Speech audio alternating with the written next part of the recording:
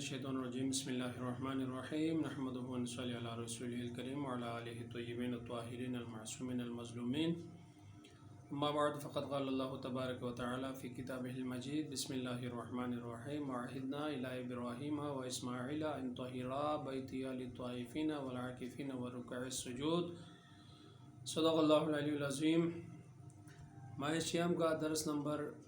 22 لے کر آپ کی خدمت میں حاضر ہوا ہوں۔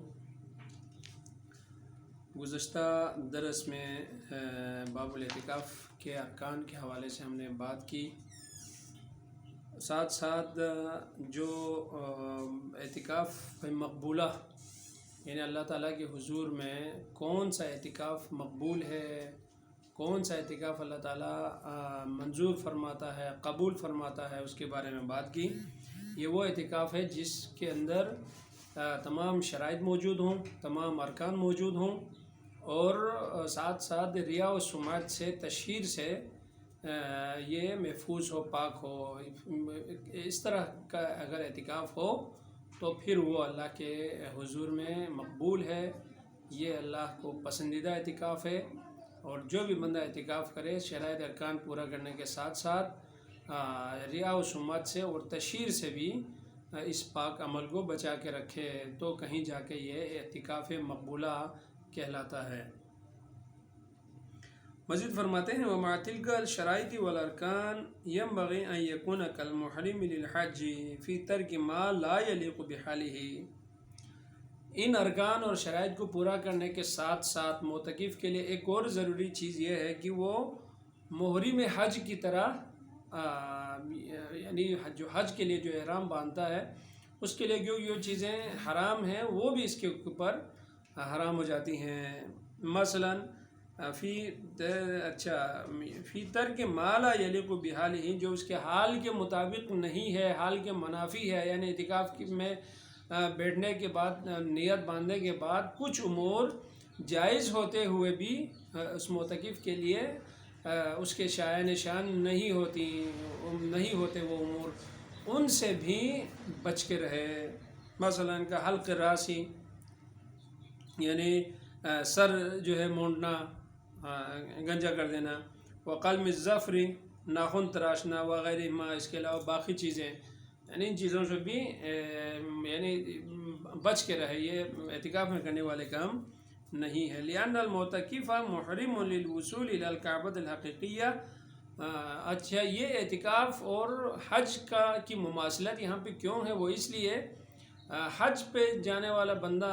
ظاہری اور جو مجازی جو کعبہ ہے اس کے تقدس کو سامنے رکھتے ہوئے اس کے یعنی حج کے مناسک کے دوران اس کے لیے جو چیزیں شریعت نے حرام قرار دی ہیں ان سے بچ کے رہتا ہے۔ اس لیے یعنی محرم بننے کے بعد وہ ساری چیزیں اس کے اوپر، اس وجہ سے کہ وہ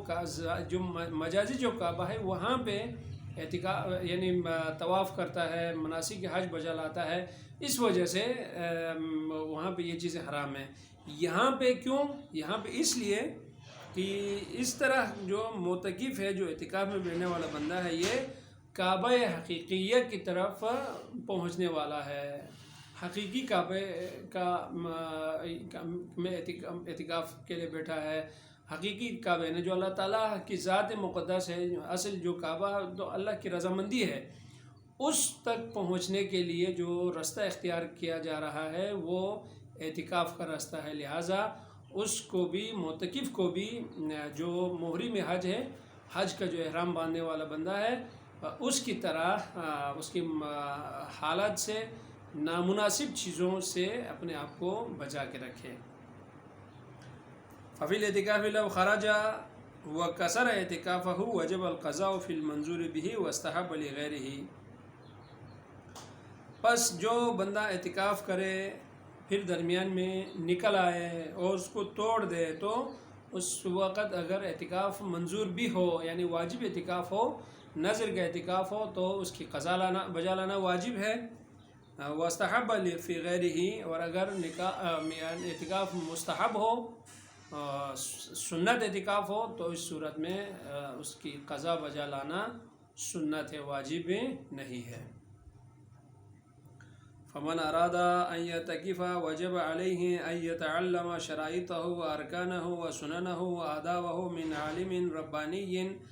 اعتكف كثيرا وانتفع به ولو جلس في جوار ذلك العالم فاز فوزا عظیما۔ اگر کوئی بندہ اعتکاف کی نیت کرتا ہے، اعتکاف کا ارادہ کرتا ہے، تو اس کے لیے سب سے پہلے واجب کام یہ ہے کہ وہ اعتکاف کے شرائط، ارکان، سنن اور اس کے آداب کے حوالے سے کسی عالم ربانی سے سیکھے جس نے بہت زیادہ اعتکاف بھی کیا ہو اور ان اعتکاف سے اس کو فائدہ بھی ہوا ہو۔ ایسے کسی بندے سے، ایسی کسی شخصیت سے اعتکاف کی شرائط، ارکان اور سنن و آداب کیا ہیں یہ پہلے سیکھ لے کہ بندہ اعتکاف میں جا کے مجھے کیا کیا کام کرنا پڑے گا، کون کون سے امور سنت ہیں، کون کون سے امور شرط ہیں، کون کون سے امور واجب ہیں اور کون کون سی امور سے مجھے بچ کے رہنا چاہیے، یہ ساری چیزیں پہلے سیکھ لے۔ وَلَوْ جَلَسَ فِي جَوَارِ ذَلِكَ الْعَالِمِ فَازَ فَوْزًا عَظِيمًا۔ اگر کوئی بندہ ایسی کسی شخصیت کے جوار میں، ان کے ساتھ اعتکاف میں اگر بیٹھے تو اس کو بہت زیادہ فائدہ ہوگا، اس کو عظیم کامیابی مل جائے گی۔ تو یہ کسی عالم ربانی سے سیکھنے والا جو مسئلہ ہے وہ اگر ہم شاہ سید محمد نور بخش نور اللہ مرقدہ و اللہ مقامہ کو عالم ربانی سمجھتے ہیں تو انہوں نے جو فقہ میں جو شرائط و ارکان جو گن کے بتائی ہیں، جو چیزیں آپ کو واجب قرار دی ہیں، جو چیزیں آپ کو رکن بنا کے آپ کو دکھایا، ان چیزوں کو آپ اگر کوئی سمجھنے والا بندہ ہو تو اس میں کوئی ایسا کام نہیں ہے جو سمجھنے میں دشوار ہو، مشکل ہو۔ ان چیزوں کو سمجھ کے بھی ہم اعتکاف کر سکتے ہیں، کیونکہ یہ تعلیم یعنی ایک عالم ربانی کی ہی تعلیم ہے۔ یعنی اس کا مطلب یہ نہیں ہے کہ اگر ہمارے حضور میں کوئی عالم ربانی ہو تو بہت اچھی بات ہے، اگر موجود نہیں ہے تو اسی فقہ میں جو شرائط و ارکان ہیں، جو سنن ہیں، جو آداب ہیں، ان کو بھی آپ پڑھ کے ایک طریقہ کار سمجھنے کے بعد آپ اعتکاف کریں۔ معمول کا جو عمل ہے اس میں کوئی مسئلہ نہیں ہے، آپ اعتکاف بیٹھ سکتے ہیں، آپ یہ عمل کر سکتے ہیں۔ اگر آپ نے مجاہدہ کرنا ہو تو اس کے لیے صورتحال دوسری ہوگی، پھر اس وقت اس کے لیے امام کی حضوری واجب ہے، امام کا موجود ہونا لازم ہے، مرشد کامل کا موجود ہونا لازم ہے۔ لیکن یہ ایک عام عمل کی صورت میں، ایک عام عمل کے طور پر رمضان المبارک میں یا باقی مہینوں میں ہم ایک معمول کے عمل کے طور پہ اگر ہم بجا لانا چاہیں تو فقہ میں جتنا کچھ آپ کو شاہ سید محمد نور بخش نے جو چیزیں بتائی ہیں ان کو سامنے رکھتے ہوئے ان کے اوپر اگر آپ عمل کر لیں، شرائط سمجھ لیں، ارکان سمجھنے کے بعد انہی کی روشنی میں اگر آپ اعتکاف کر لیں تو یہ بالکل صحیح اعتکاف ہے، اس میں کوئی مسئلہ نہیں ہے۔ مجاہدے والی بات میں بار بار کہہ رہا ہوں، مجاہدے والا جو عمل ہے اس میں صورت ہی دوسری ہوتی ہے، اس میں جس طرح عام جو معمول کا اعتکاف ہے اور وہ مجاہدے والا اعتکاف ہے، ان دونوں میں خاصا فرق ہوتا ہے۔ تو معمول کا جو عمل ہے وہ آپ کر سکتے ہیں۔ تو باقی تقریباً ایک درس کا جو ہے 2 پیرے ہم باقی بچتے ہیں، وہ انشاءاللہ تعالیٰ کل آپ کو گوش گزار کریں گے۔ کل ہم نے رمضان کی 21ویں تاریخ کی دعا اور اس کا ثواب آپ کے گوش گزار کیا تھا۔ 22ویں رمضان کی دعا اور اس کا ثواب، اگر کوئی رمضان کی 22ویں تاریخ کو روزہ رکھ کر اس دعا کو پڑھتا ہے تو اللہ تعالیٰ سکرات الموت کو آسان کر دیتا ہے۔ اس دعا کے پڑھنے والا نکیر و منکر سے خوف نہیں کھائے گا اور ایمان پر ثابت قدم رہے گا۔ دعا یہ ہے، اعوذ باللہ من الشیطان الرجیم، بسم اللہ الرحمن الرحیم، اللہم وفقنی فیہ لموجبات مرضاتک وافتح لی ابواب فضلک وانزل علی فیہ من برکاتک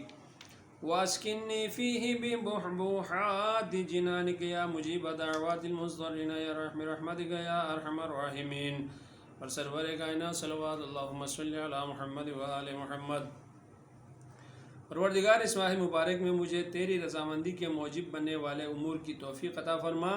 اور میرے لیے تیرے کرم کے دروازے کھول دے، اس میں مجھ پر اپنی برکتیں بھی نازل فرما، اس کے ذریعے مجھے اپنی جنت کی نعمتوں میں سے سکونت دے دے۔ اے مجبور لوگوں کی دعاؤں کو قبول کرنے والے، اے سب سے زیادہ رحم والے، تیری رحمت کا واسطہ۔ اللہم صلی علی محمد و آل محمد۔